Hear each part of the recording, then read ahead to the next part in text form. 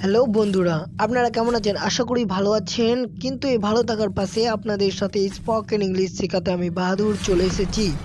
চলো তবে শুরু করি আজকের টপিকটি। তো আজকে আমাদের টপিক রয়েছে দেয়ার দিয়ে কিভাবে একটা সেন্টেন্স গঠন করা যাবে সেটা আলোচনার বিষয়। আর হ্যাঁ, চ্যানেলটাকে সাবস্ক্রাইব করে দাও। তাহলে চলো।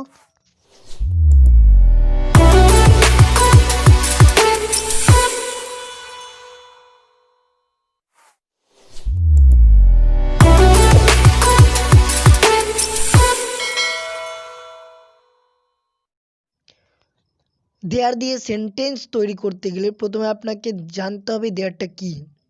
দেয়ার অর্থ সেখানে, কিন্তু পরিচয় করিয়ে দেওয়ার জন্য কোনো সেন্টেন্সে যখন দেয়ার শব্দটি ব্যবহার করা হয় তখন তার কোনো অর্থ থাকে না।